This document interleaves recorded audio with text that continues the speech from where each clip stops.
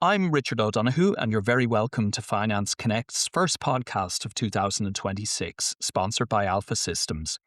We've been taking a short break from our series of podcasts on the European asset finance industry to allow us to prepare for the European Leaders Summit in Cologne on March the 10th.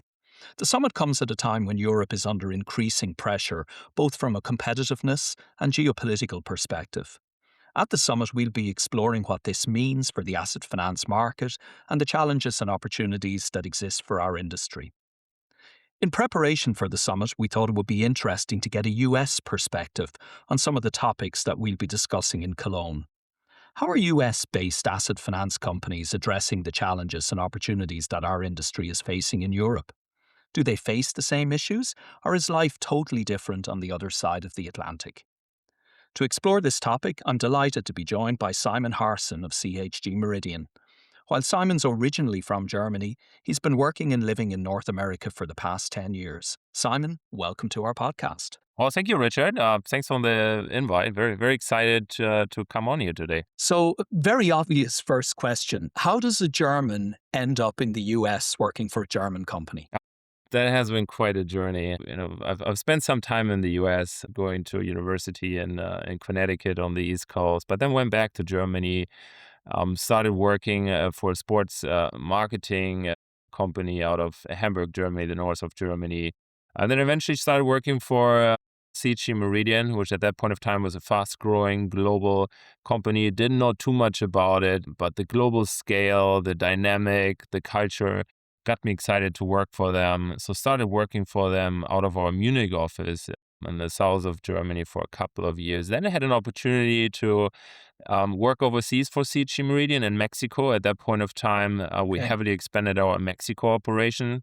There was a fastly growing business for us. Was a lot of our international clients investing in Mexico. So I had the opportunity to go over to Mexico, working with our Mexico subsidiary for about 5.5 years, and then roughly 4 years ago, the business needed me in the U.S. So I got the call up to just relocate north of the border, and since then I've been located here in Los Angeles, California, and it's been very good and very very excited to be here in the U.S. now. It sounds from your description you were kind of in a sports company and you ended up in leasing. You're like 95% of people in the leasing industry where it wasn't planned. You just ended up here and stayed. Yeah, you know what, Richard?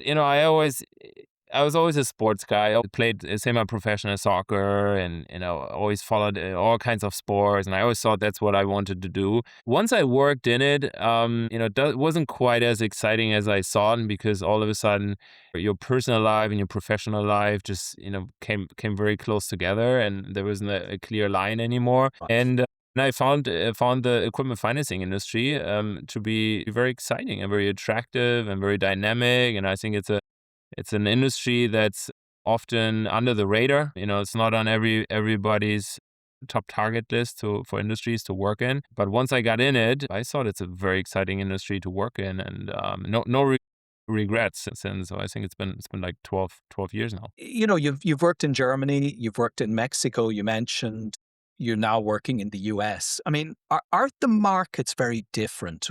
We often talk about global companies, but is leasing, from your experience in those markets, very different, or are there a lot of similarities? I'd say both.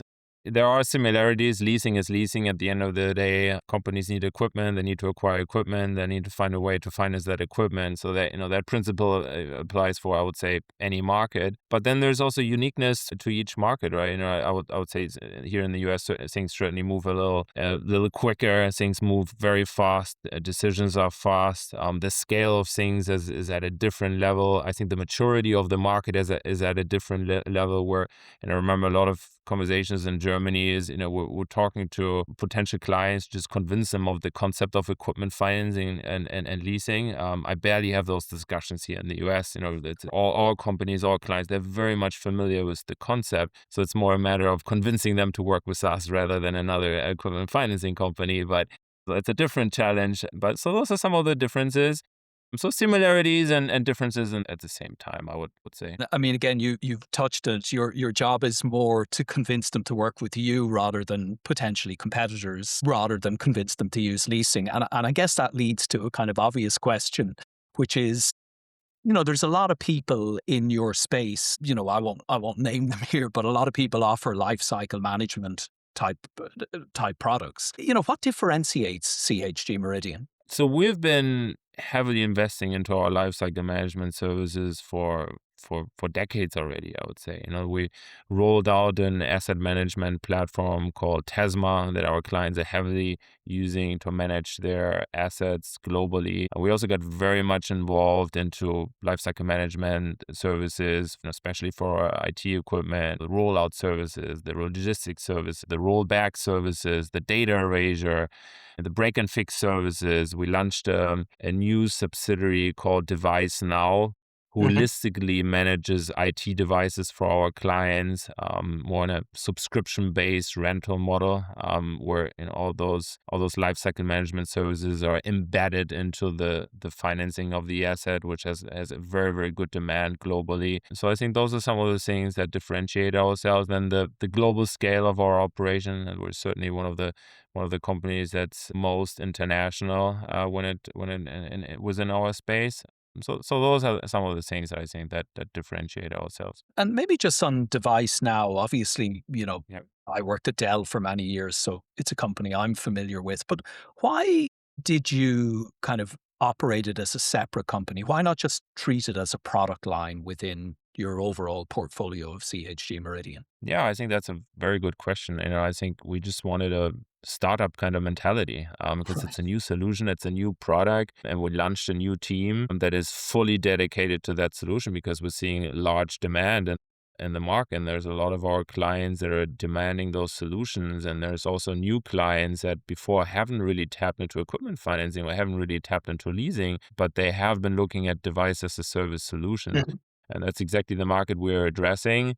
And the speed of a startup environment, I think, is helping us addressing those market needs even faster. Because I truly believe in our industry, it's all about speed. We're continuously competing with banks and other very large financial institutions. So it's all about speed, and our clients appreciate the speed and the quickness that we can roll out our solutions. We have a session, the Leaders Summit Europe, next month around disruptive kind of business models, and you've raised an interesting point about working or setting up a company that's outside of kind of the mother company and allows for entrepreneurial culture, speed, etc. And it's an interesting topic and maybe something we will pick up with because I think there's a lot of merit in that of, there's a risk when you acquire a company and bring it into the parent company that it loses all of that, even if you try to maintain its independence. Whereas leaving it separate but linked into you from a business point of view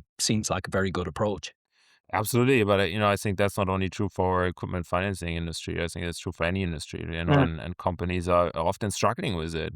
You see, it was in the automotive space, and how challenging it became for companies to launch their EV Yeah. division of vehicles. So there's a challenge of it.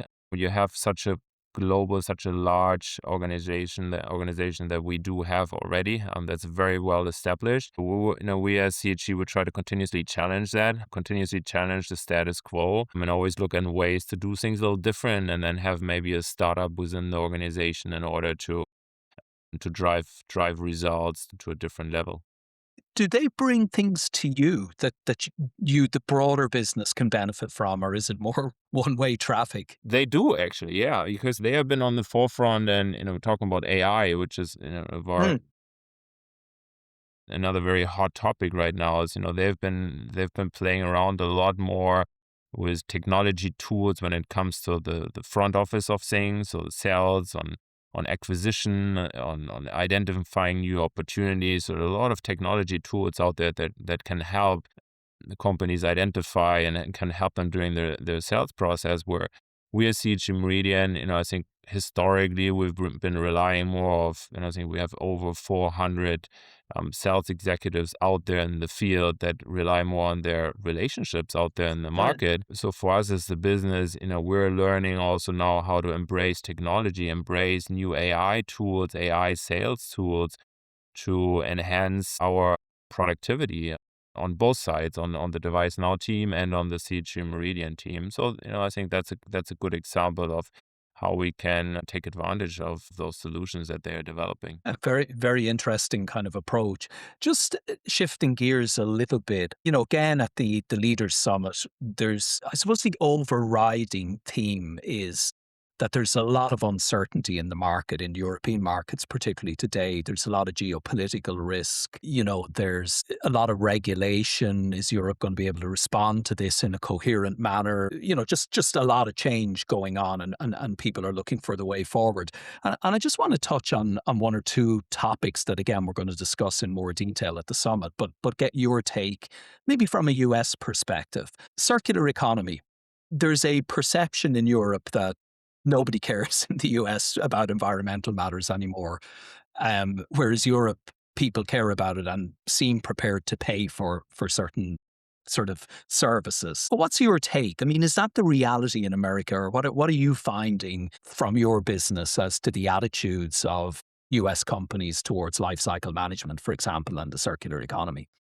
So, I believe that the circular economy model is very much relevant in the US as well. I think it's just driven from a different motivation. You have where in Europe it might be very ESG driven. I think in the US it might be more financially and economically driven. We're having a lot of discussions with clients on, let's say they want to update their machinery. Why do they want to update their machinery? Because they are able to be more productive by updating their machinery every 4 or 5 years and putting it on a life cycle management model and returning older machinery and having a constant refresh model. They are able to increase productivity. Let's take the example of recycling, right? A lot of manufacturing companies, by recycling materials, they are able to extract the financial benefit of recycling, right? So I think in the US it's more financially, economically driven, but I think there's a very, very strong argument for the circular economy model also from a financial perspective. And then maybe in Europe it's a little bit more ESG driven. And then as always in any market, there are some companies that are, somewhere in the middle.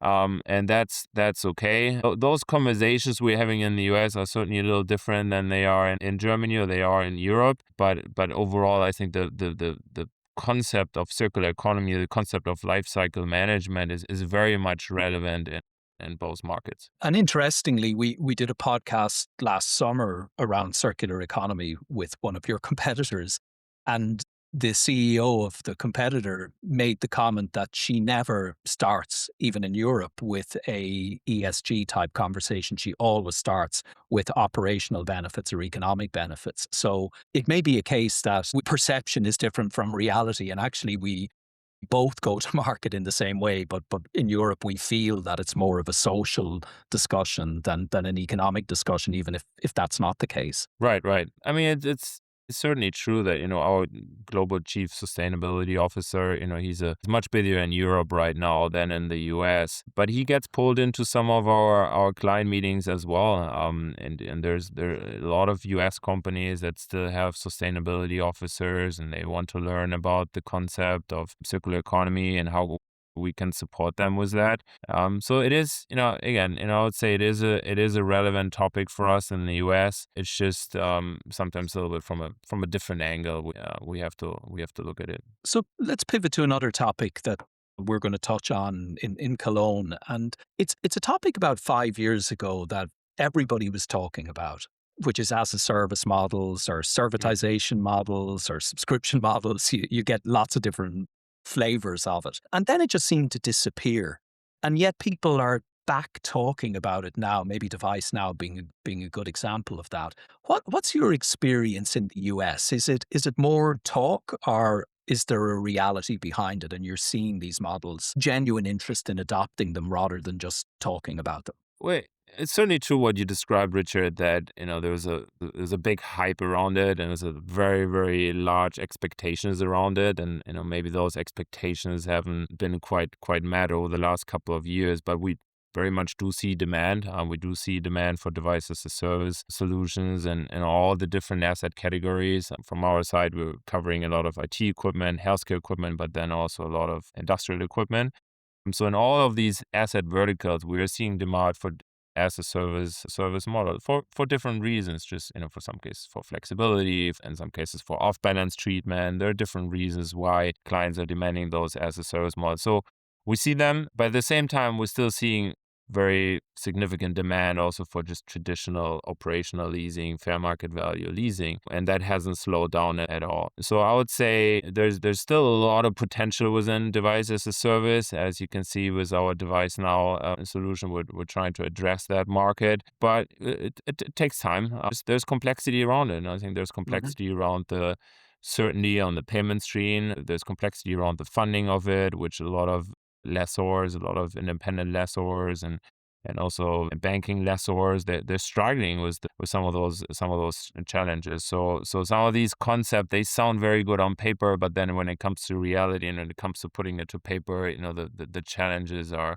there. And I mean, take it at its extreme level and talk about consumption models, and particularly in data centers. I mean, what are you seeing in the US around those kind of models? I mean, there's a lot of investment there, and there's a lot of demand, but ultimately it comes down to how can we build something that leave the whole entrepreneurial risk of those investments with the lessor, right, or with the financial institution. And so I think that's always the challenge. At the end of the day, I think lessors, as of now at least, are not fully prepared to take the entrepreneurial risk of those investments, and they shouldn't. So that's just where it's a balancing act. We've in a lot of cases we've been trying to build a customized solution that works, that's balancing out the need that we have on some of the certainty that you're not taking as a lessor, not taking on the full entrepreneurial risk of some of those investments. But the other side, clients are also getting additional flexibility. So, we've built some great solutions in some cases with our clients, but it's also fair to say that it's difficult to build a model that's fully consumption based, at least for financial institutions. Would you be willing, or are you partnering with people who are prepared to take that risk, and therefore you go back to the more traditional risk that a leasing company would take? Oh, yeah, absolutely. And in some cases, we're partly take that risk on. And then we partner up with OEMs, and we partner up with companies that are providing the technology themselves, right? So that's something that we constantly explore on how can we build solutions that ultimately work for our clients. And in some cases, those partnerships are very, very, very valuable. But then also those OEMs, and they also don't want to take on the totality of the risk, So it's always, who's taking on that that risk, which I think we've been quite flexible over the last couple of years, and we've built some great solutions out there. But I think for any financial institution or any lessor, there's a limit on what's possible and what's not. Another topic that interested in your views on that we're hearing, I would say, a little bit more about in Europe, and it's certainly coming, and again, we're going to talk about it at the summit, is private credit. I think you see a lot more of that in the US. Again, interested in your perspective, and particularly how it could sit alongside traditional lifecycle management type companies. Is there a role for partnering there? Yeah, absolutely. I mean, private credit in the US has been growing tremendously over the last couple of years. I think it has to do with regulation. It has to do with investors looking for higher returns. And I think ultimately that's a positive sign, right? It shows the attractiveness of our industry. It shows that there are other market players, that private credit is interested in our market because it's an attractive category to investment category to invest in. And in the US, I've seen even lessors that are heavily backed by by private credit or private investors. And again, I think that's generally speaking a positive thing. We're fully independent. We're not partnering up there in any kind of way. But again, overall, I think it's a good sign to see that there are other market players trying to tap into our industry. So as we talked through this, we talked about private credit, servitisation, whatever term you want to use, lifecycle management. Is it fair to say that the US is more innovative when it comes to leasing and traditional leasing and adding things on and getting them up and running than Europe is? Or is that an unfair comment? I think that's fair to say. I think that's fair to say, right?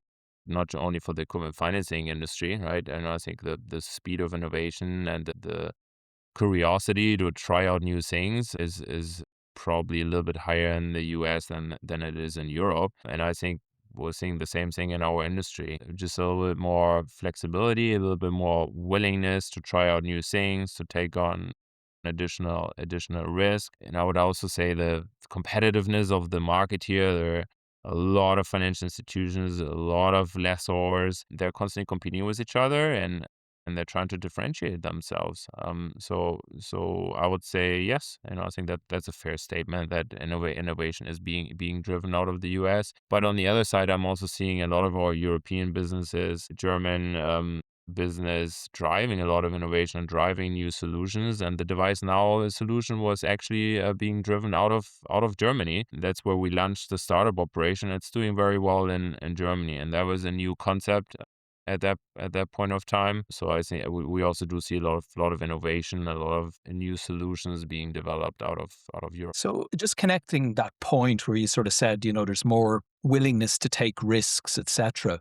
Is there an argument for then trying to have more exchanges between people, working in the US for a while, maybe for a European company like you, going back to Germany?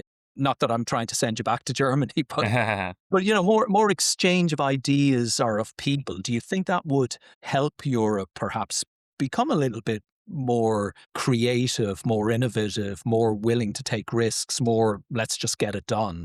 Or what's your views on that? Absolutely. I mean, I can just reflect on myself. I think it helped me tremendously to get a perspective on, even if I include Mexico there, which Mexico is an emerging market. So some of the developments in terms of the actual business model, it might be a little bit behind. But then Mexico taught me about the relationship aspect. Right? Mexico is a heavy relationship-based business environment in general, and that's also very true for our equipment financing industry. So yes, absolutely, getting experience from different markets and sending people back and forth is a big advantage. And can be very much helpful. There are a couple of colleagues that we have been bringing over from Europe over the last couple of years to the US. I think there's a language aspect that sometimes makes it a little bit difficult. So I had to learn the hard way. I went over to Mexico and had to hire a private Spanish professor 5 times a week, and then picked up Spanish after it took me about a year.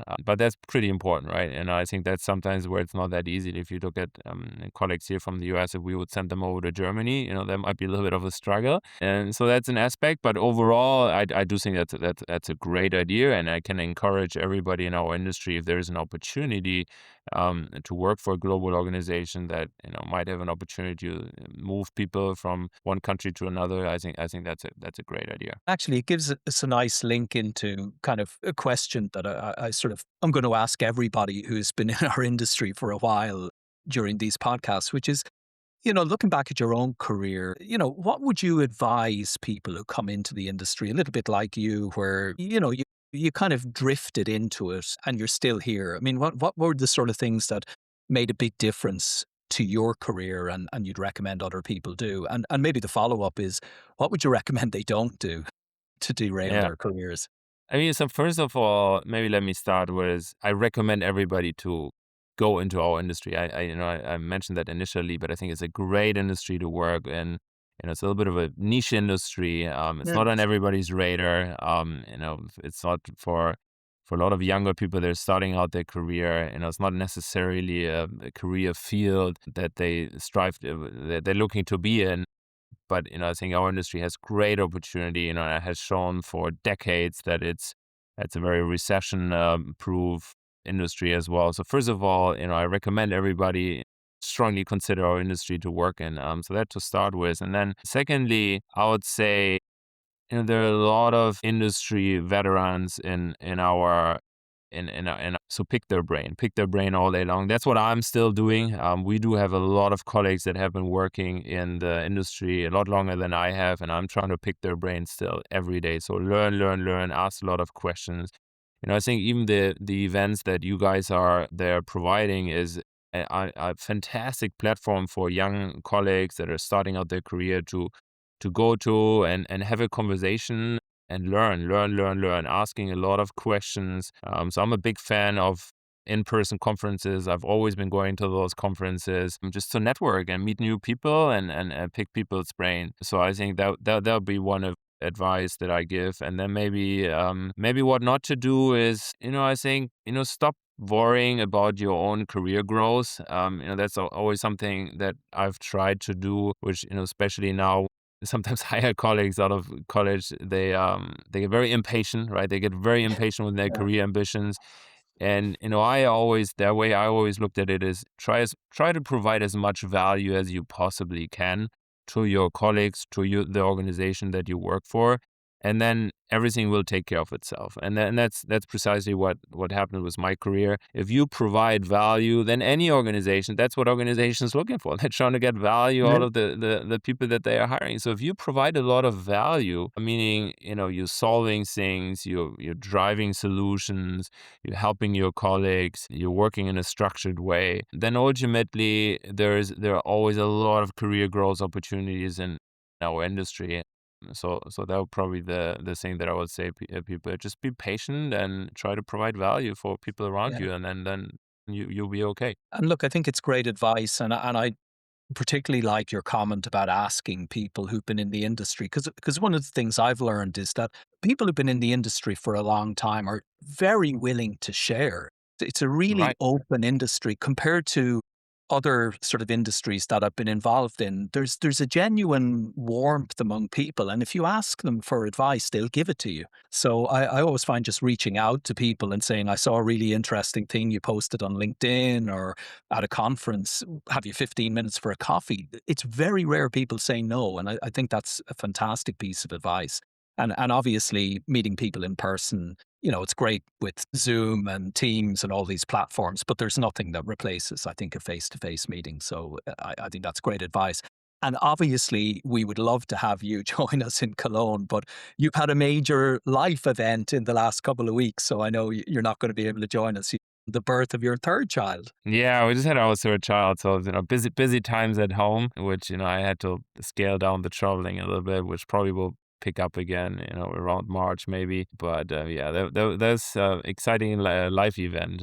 So things are moving forward on all sides On all of my fronts, life yeah. here. Yeah, all fronts. Yeah. Well, look, it's a pleasure to have met you. This is the first time we've spoken, and I've really Yeah. enjoyed it. And it's lovely to talk to somebody who's giving us a slightly different perspective from what we're normally involved in, which is very European focused. And hopefully we'll see you over in Europe at some stage and maybe at one of the face-to-face conferences. But in the meantime, Simon, thank you so much for your time today. It's been an absolute pleasure. No, thank you, Richard. This was fun, and absolutely, I hope to meet you at one of your conferences sometime soon. I'll certainly look to join one of those events. Thanks for listening to this podcast from Finance Connect, sponsored by Alpha Systems. It's always interesting to get perspectives from people such as Simon that understand the European asset finance market but are operating outside of it. What struck me during the conversation with Simon is that the main difference between our industry in North America and Europe may be more about approach than any structural differences. For example, when Simon talked about the circular economy, he focused on financial and economic benefits rather than the environmental benefits that are often important when discussing this topic in Europe. Equally, when he talked about innovation and the speed of bringing new products to market, he focused on US attitudes towards risk-taking and a willingness to try out new things. It's an interesting perspective and one that we will pick up in our discussions at next month's summit. If you've enjoyed this podcast, we'll have more following the summit in Cologne, so look out for these on your preferred platform. As always, we welcome your suggestions for future guests or topics, so keep sending these to us throughout 2026. In the meantime, thanks for listening.